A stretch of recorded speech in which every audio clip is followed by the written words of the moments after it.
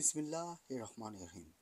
আগামী ত্রয়োদশ জাতীয় সংসদ নির্বাচন 2026-এর ফেব্রুয়ারি মাসের প্রথমার্ধে অনুষ্ঠিত হবে, এমনটাই নিশ্চিত করেছে অন্তর্বর্তীকালীন সরকার প্রধান ডক্টর মোহাম্মদ ইউনূস। এবং এই নির্বাচন নিয়ে প্রত্যেকটা দলই এখন প্রচার প্রচারণায় ব্যস্ত। তবে বেশ কয়েকবার বিএনপির ভারপ্রাপ্ত চেয়ারম্যান যেহেতু তারেক রহমান যেহেতু ব্রিটেনে আছেন, লন্ডনে আছেন, উনার দেশে প্রত্যাবর্তন নিয়ে বেশ কয়েকবার দিন তারিখ ক্ষণের কথা উঠলেও আসলে উনি কবে যাবেন এখনো পর্যন্ত কেউ নিশ্চিত করে বলতে পারছেন না। এবং কারো কোনো গণমাধ্যমে নিশ্চিত কোনো আম, এরকম কোনো খবরও ছাপা হয়নি যে উনি কবে আসলেই দেশে যাবেন।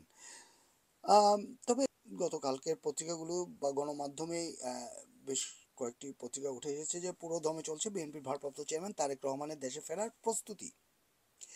নিরাপত্তাজনিত কারণে সুনির্দিষ্ট তারিখ এখনো জানা না গেলেও দেশে প্রস্তুত রয়েছে তার আবাসন ব্যবস্থা ও অফিস। বিএনপির একটি প্রতিনিধি দল ইতিমধ্যেই আইন শৃঙ্খলা বাহিনীর সঙ্গে বৈঠক করেছে এবং তো বিজয় দিবসের আগেই তিনি দেশে ফিরছেন বলে এমনটাই জানা গেছে যে বিজয় দিবসের আগে 16 ডিসেম্বরের আগেই উনি দেশে ফিরবেন।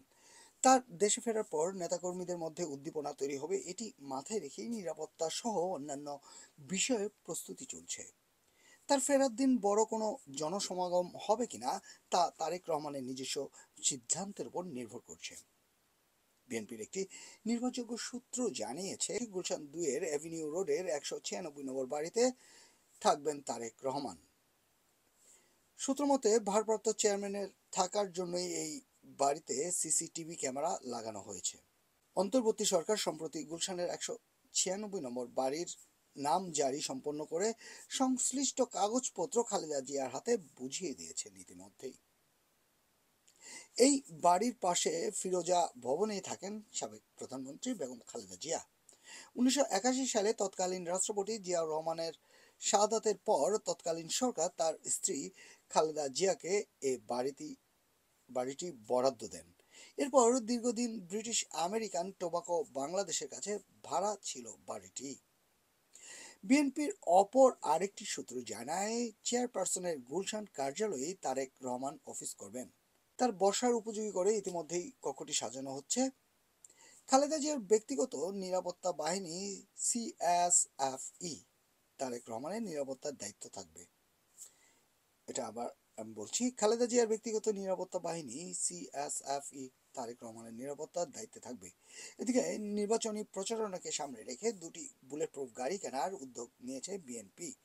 খালেদা জিয়া ও তারেক রহমানের নিরাপত্তায় এই গাড়ি কেনার অনুমতি ইতিমধ্যে স্বরাষ্ট্র মন্ত্রণালয় থেকে দেওয়া হয়েছে। গত অক্টোবরে একটি বুলেট প্রুফ বাস ও জুন মাসে একটি বুলেট প্রুফ গাড়ি কেনার অনুমোদন দেওয়া হয়। দলের কোষাধ্যক্ষ এম রশিদুজ্জামান মিল্লাত খালেদা জিয়া ও তার পরিবারের সদস্যদের ব্যবহারের জন্য বুলেট প্রুফ গাড়ি কেনার আবেদন করেন। এছাড়া আগ্নেয়াস্ত্রের লাইসেন্সের জন্যও স্বরাষ্ট্র মন্ত্রণালয়ে আবেদন করে দলটি।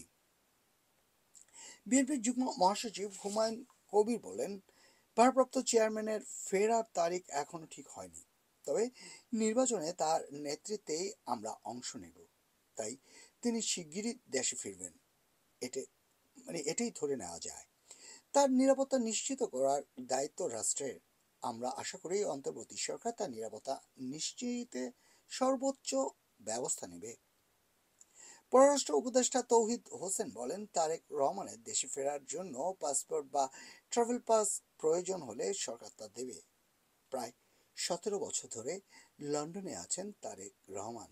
2007 সালের 7 মার্চ তত্ত্বাবধায়ক সরকারের সময় তাকে গ্রেফতার করে কারাগারে থাকাকালীন তার উপর অমানসিক নির্যাতন করা হয়। 2008 সালে 3 সেপ্টেম্বর তিনি জামিনে মুক্তি পান এবং 11 সেপ্টেম্বর চিকিৎসার জন্য পরিবার সহ লন্ডনে চলে যান। সেখান থেকে তিনি দলীয় কার্যক্রম পরিচালনা করেছেন। 2018 সালের 8 ফেব্রুয়ারি খালেদা জিয়াকে কারাগারে নেয়ার পর তিনি দলের ভারপ্রাপ্ত চেয়ারম্যানের দায়িত্ব পান। গত 5 আগস্ট ছাত্র জনতার গণ অভ্যুত্থানের পর সব মামলা থেকে তিনি অব্যাহতি পান। তাই এখন নির্বাচনের পূর্বে বাংলাদেশে সবচেয়ে বড় দল যেটি এখন বিএনপি, জাতীয়তাবাদী দল, জাতীয়তাবাদী দলের কর্মীরা অধীর আগ্রহে তাদের এই প্রিয় নেতার অপেক্ষায় আছেন। নির্বাচনের পূর্বে তিনি দেশে যাবেন এবং দলের হাল ধরবেন শক্ত হাতে। সেই সাথে আগামী নির্বাচনে অংশ নিয়ে দলকে জিতিয়ে নিয়ে আসবেন। আজ এই পর্যন্তই। মোহাম্মদ মাসুদ জামান, HB অনলাইন, লন্ডন।